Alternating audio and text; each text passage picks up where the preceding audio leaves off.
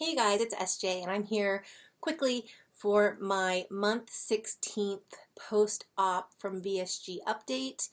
I had VSG vertical sleeve gastrectomy on December 21st, 2015 in Jeddah, Saudi Arabia with Dr. Tahir Yunus at IMC International Medical Center. Stats are below. Highest weight was 324 pounds.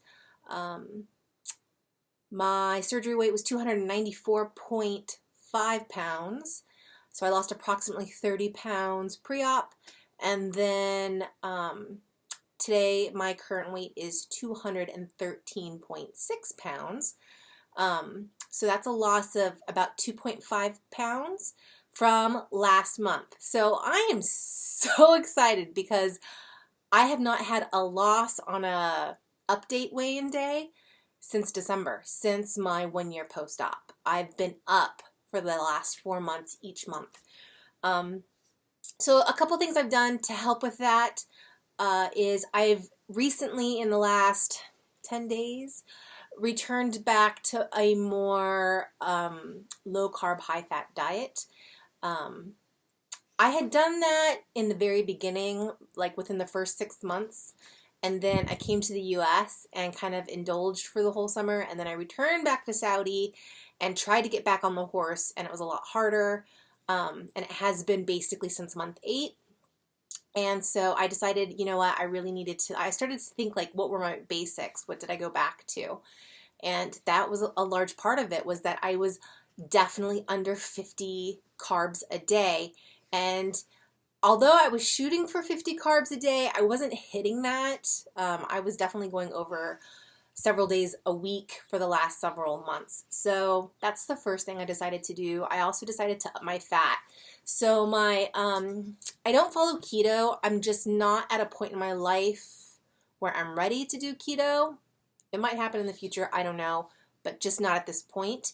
Right now, percentage-wise, I try to hit 55% fat, moderate protein, which is around 27%, I think, and then 17 or 18%, I think, 18% carbs. And so, and then my calories are set around 1100, and I'm pretty generous with myself. I let myself go anywhere between 11 and 1200 a day. Again, some days I go over, and other days I'm fine. So another thing I've started to do, and I mentioned it in the last video, was the liquid only Tuesdays. My body's starting to now finally adapt. This is probably my 5th or 6th week I've started doing it. It really helps with restriction the following couple days after. The hardest part I have is when it comes to the weekends and having social activities with family and friends, where I tend to slide off. When I don't have a lot of social activities planned, I do really well. But I'm liking it. I enjoy it. I see nothing wrong with it. I know some people think of it as a diet. I don't see having liquids as a diet.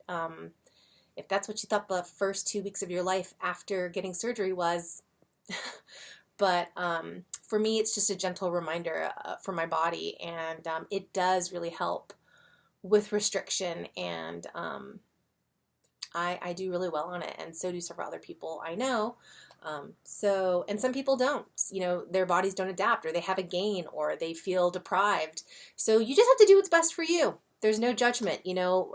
That's one thing about this weight loss surgery community. If you want to do a different type of plan for your body, do it. Follow what feels good to you. What else? I really loved the April photo challenge by BMI Connect. I had posted the other day on Instagram. They had recommended us to talk about measurement, and I had been dreading taking my measurements, you guys. To be honest, since the very beginning, I've taken my measurements every 3 months. So I did it pre-op, and then I did it 3 months, 6 months, 9 months, 12 months post-op, and then I was supposed to do it at 15th month, which was my last update in March, and I chose not to do it because I just didn't want to face the fact that I had been gaining for the last 3 months, and it was hard enough seeing that number on the scale, and I didn't want to see the numbers written down. And so when I had to do the April photo challenge, I was like, damn it. I need to take my measurements. I just need to face the music. I'm glad I did. It wasn't as scary as I thought. Some numbers stayed the same and some numbers went up. And what mostly went up was my breast across here. And when I say bust, I don't do it under. I did it around the top. So that went up an inch, and that thrills me because, to be honest, the ladies were having some really loose skin, and now they're kind of reformulating. And then also the bad news was my whole bottom half of my body. So my thighs, my calves, and my hips, the number has gone up. And it makes sense because my skinny jeans are feeling snug and tight. And so it's really evident that when I start gaining weight, the first place it goes to is to the bottom half of my body. So I was pumped up and jazzed. I also had been starting to hike again recently, and I was increasing my exercise, and I was kind of recommitting after taking my measurements to, you know what, don't just exercise at home, or don't just exercise at the gym or go for your weekend hike. You need to start exercising here at the ranch. Like, you need to, every day, just go for really long walks, you know? And of course, when I recommitted to that, I hurt myself. I got a stone bruise on the bottom of my foot. No, I had no idea how it happened. It literally happened while I was sleeping. I woke up and put my foot on the ground, and I was in pain. It's kind of, it feels like a marble or like a Lego is stuck to the bottom of your foot. And when you try to take a step, you feel that pressure, and it doesn't feel good. And my whole bottom of my pinky area, the whole area was bruised. So I talked to a friend of mine who's a nurse, and she was the one who informed me of what it was.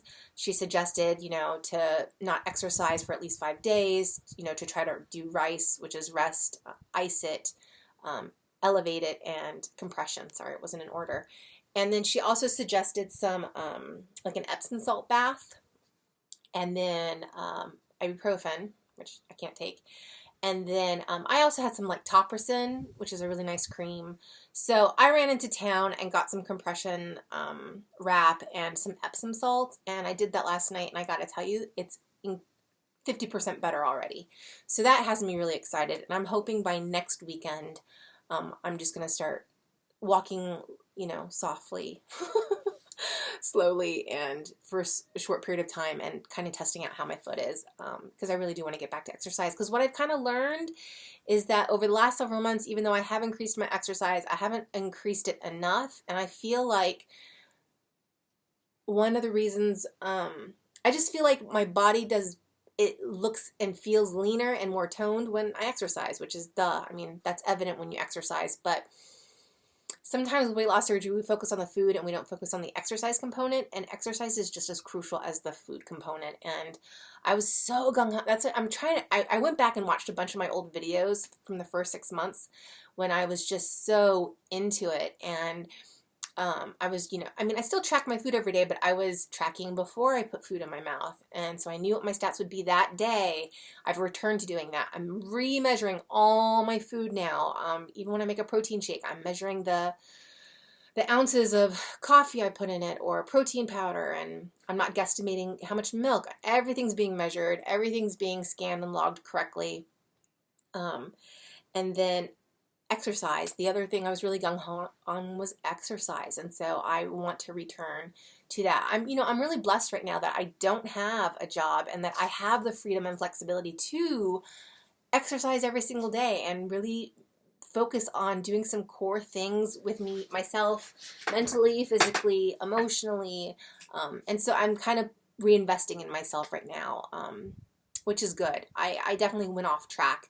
I think part of it was just coming back to the U.S. and adapting and feeling like I had shifted from a world of Saudi Arabia for 5 years back to the U.S. And while there were great things I appreciated about, I love the U.S., there was an adaptation period, things I had not realized I was doing. I needed to focus on redoing some things, and it's helping quite a bit, so that's good. Let's see, what else? Sorry, I lost my notes. So exercise, I'm meal planning, I'm making a lot more healthy foods. Oh, I got an air fryer. You know, I was really hesitant to buy one. Pre-op, I think one reason why I got so large was I was a fast food fanatic. I had it every day, sometimes multiple times a day. So I'd have it for lunch and dinner, or yeah, usually it was lunch and dinner, to be honest.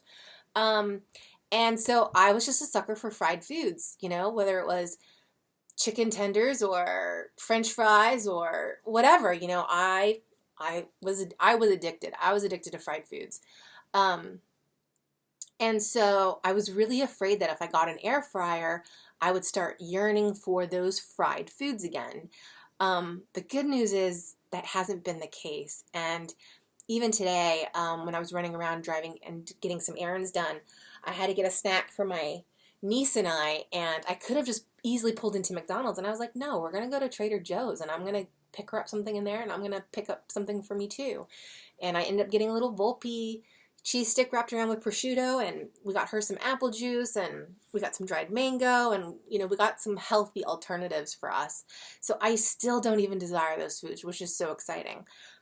Regarding the air fryer, what I'm also excited about is even when I'm walking through Trader Joe's and I see those sweet potato fries or those garlic fries, it's like it registers in my head, but I just keep on walking. Like I don't even think, oh man, I wish I could have that. I don't crave it. I don't want it. I do want veggie tots, and I've gone to 5 different stores in my area, and no one sells veggie tots. I would like to try veggie tots.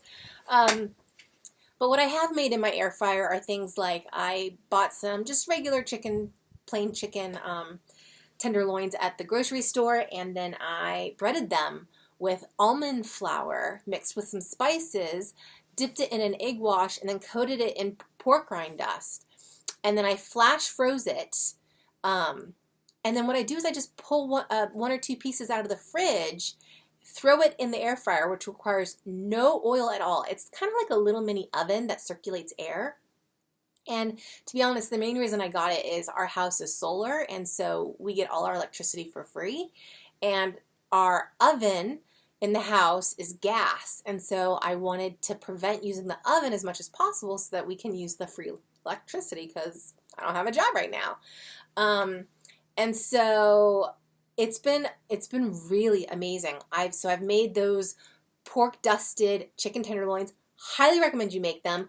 I served them to my brother-in-law and he had no idea that they were pork crusted rind chicken strips. He thought they were just normal chicken strips, and they were really good. And the pork crust is high in protein, so it even increases your protein from just the regular chicken breast. I eat 2 and I'm stuffed. I made a vegetable lasagna, zucchini lasagna with a meat bolognese and some ricotta and cheese, and I popped it in there and it just bubbled it up perfectly. I've made some bacon wrapped cream cheese poppers. I get the little sweet peppers and I fill them with cream cheese and onion powder and garlic powder, salt and pepper, wrap it in bacon, freeze them, and then again I just throw 2 in the air fryer, and 8 minutes later I have a snack. So I love that it doesn't require heating up an oven. You don't have any of that wait time. No oil required. If you thought I was like obsessed with the Instapot, the air fryer is even better. My brother-in-law's already convinced my sister to go buy one, which I think is pretty funny. So I'm going to continue to try to post some videos of that. I made a Brussels sprout salad. I didn't care for the dressing, so I need to work on that. But that was pretty cool. That was the first thing I made in the air fryer, actually, was a Brussels sprout salad.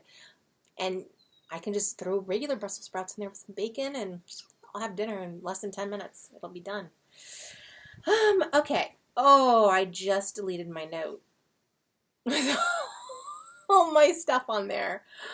Whoops. Okay. What else?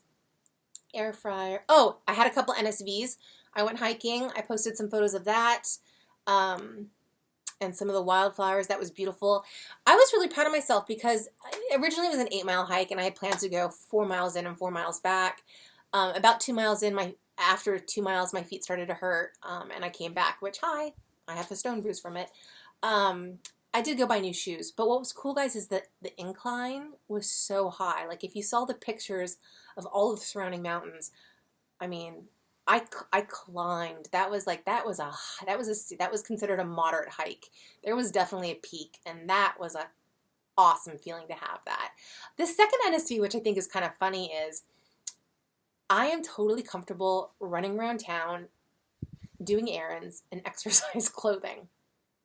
I've never been that type of person. Like, I always wore jeans and a t-shirt or shorts or dress or whatever, you know, but I never ever ran around town running errands in exercise clothes. And because I have this rule of when I go into town, I have to exercise, lots of times I make a list of, okay, well, when I go to the gym, I need to go to these stores too.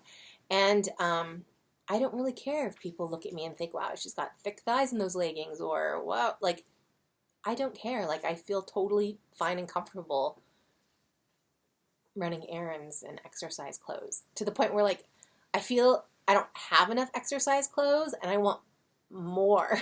Like, I'm more into buying exercising clothes now than I am, like, regular clothes. So, all right, that's about it, you guys. This is a lot longer than I thought it would be.